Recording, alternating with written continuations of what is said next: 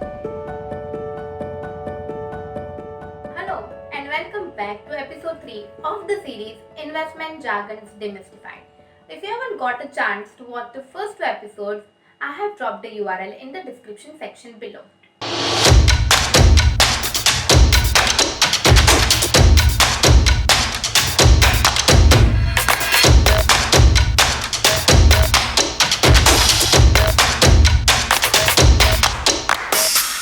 Today I am going to talk about one of the most important financial statements जो है profit and loss statement, also called as P&L statement in short. Don't worry, ये मैं कोई classroom का boring lecture नहीं करूंगी.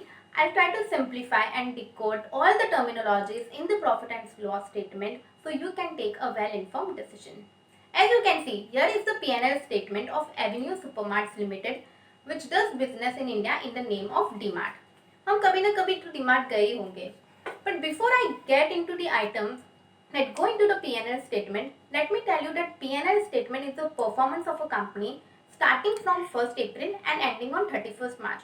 तो अगर मैं बता रही हूँ performance of the year financial year 2020, I mean period starting from 1st April 2019 and ending on 31st March 2020. Again, कोई भी ईयर में 4 क्वार्टर्स होते हैं. पहला क्वार्टर 1st अप्रैल से स्टार्ट होता है और एंड होता है 30 जून को. सेकेंड क्वार्टर स्टार्ट होता है 1 जुलाई को और एंड होता है 30 सितंबर को. Quarter 3 are the months of October, November, December, and quarter 4 are the months of January, February, and March. Now let's look into the first item that goes into the P&L statement, which is net sales, also called as top line number. अब net sales क्या बताती है? Net sales simply इतना बताती है कि company ने उस पर्टिकुलर साल में कितना माल बेचा है. नेट सेल्स ये नहीं बताती है कि कंपनी ने वो माल प्रॉफिट में बेचा या लॉस में बेचा है या कितना एक्सपेंसेस इनकर किया है. It simply tells you how effective a company is in generating revenue और सेल्स. अब कोई भी कंपनी को सेल करने के लिए उसको रॉ मटेरियल प्रोक्योर करना पड़ता है. Now let's take an example Avenue Supermarts. ठीक है, एवेन्यू सुपरमार्ट्स का अगर आप देखोगे तो raw material are 85% of its total net sales. So to give you simple example, जो मैगी का सबसे छोटा पैकेट है for ₹12. Now DMart, that is Avenue Supermarts, may sell you for ₹10, but it may procure that small Maggi packet from the vendor at ₹8. So 10 rupees is your selling price, whereas DMart ka raw material cost is ₹8, which means on the Maggi packet of ₹12, the gross profit for DMart is ₹2. Now the total gross profit of Avenue Supermarts for the financial year 2020 is approximately ₹37,000 million. अब gross profit इतना important number क्यों है? Gross profit is the starting point of any company towards a healthy net profit. Higher the gross profit, the better are the chances that its net profit would also be higher. Higher again the gross profit margin, the better are the chances of break even, which means the company can start earning profits from its core business activities. अभी raw material के अलावा company के बहुत सारे cost होते हैं. For example distribution expenses, operating and manufacturing expenses, electricity का खर्चा, ट्रैवलिंग का खर्चा and most importantly the employ salary. तो जब ये सारे एक्सपेंसेस को ऐड करोगे रॉ मटेरियल से, तब आपको मिलेगा total expenditure, which is also called as operating expenses, जो बताती है कि कंपनी को कितना कॉस्ट इनकर हुआ है to achieve the income from its core activity.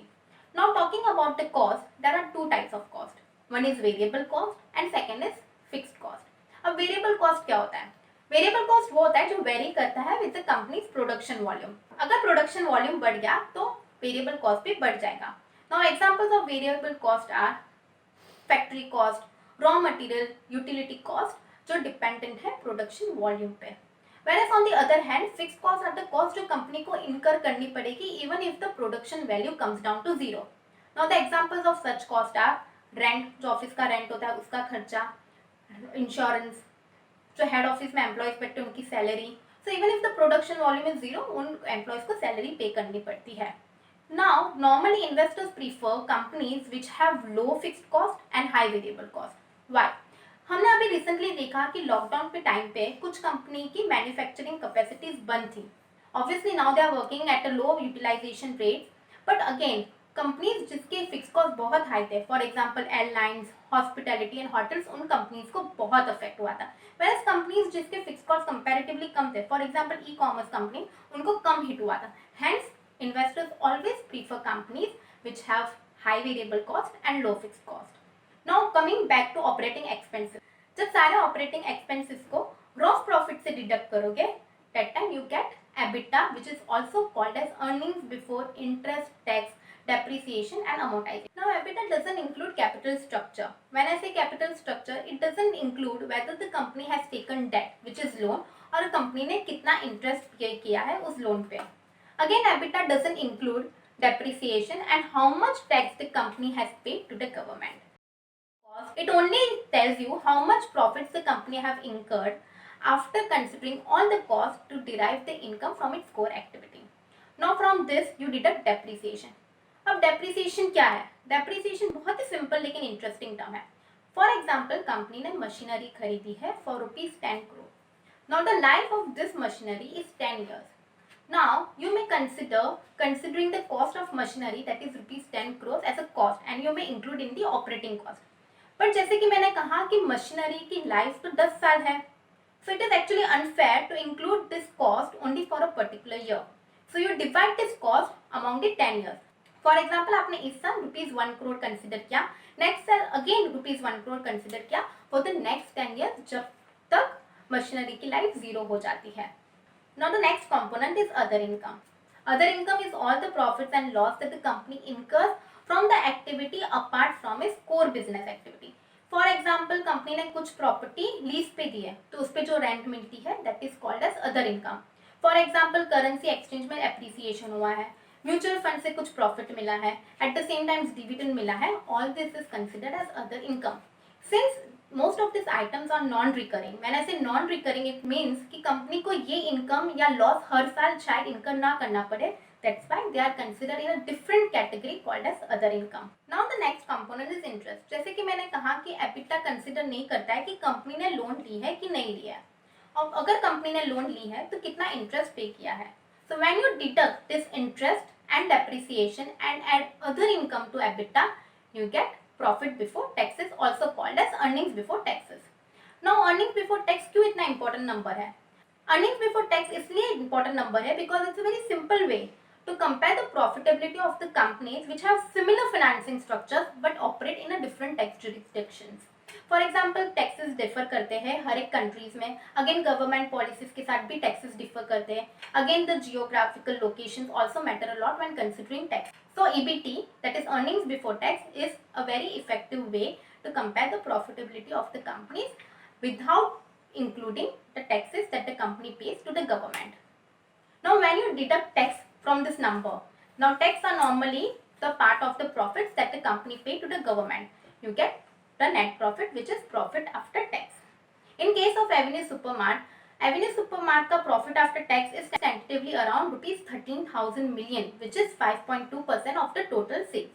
Now as you can see in this P&L statement, there are two types of PAT over here. One is the normalized and one is the reported. Normalized profit after taxes is where the profits does not include the non-recurring items. ठीक है, so for simplicity purpose, we will always refer to the reported PAT over here. It is always recommended to investors to invest in a company that depicts a steady growth in the top line number as well as the bottom line number. Top line number is, as I told before, net sales, whereas the bottom line number is the profits after tax. Sometimes the company may reflect a flat sales, but they may try to increase the bottom line number by reducing the cost. So it is always recommended to look at other factors before deciding whether to invest in this company or not. Now coming to the last terminology, which is earnings per share, also called as EPS in short. Now what is EPS? EPS tells you how much portion of the company's profit is allocated to individual share of the stock. But EPS कैसे calculate करते हैं? EPS is calculated as net profit divided by number of shares outstanding. In case of Avenue Supermarts, EPS is ₹20. But wait a second, higher EPS is good or lower EPS is good? It is always recommended to invest in companies which has high EPS, because high EPS means that the profits are again reinvested in the company for expansion purpose, or they are distributed among the shareholders as dividends, which is again a win-win situation for the investors. But before we say sayonara, it's time to take a quick recap. In this video, we understood what is top line number, what is gross profit, what is operating profit, what is EBITDA, what is EBT, what is PAT, that is the bottom line number, and finally we understood what is the term earnings per share. Till we come back with another video, stay fit and happy wealth creation. Thank you.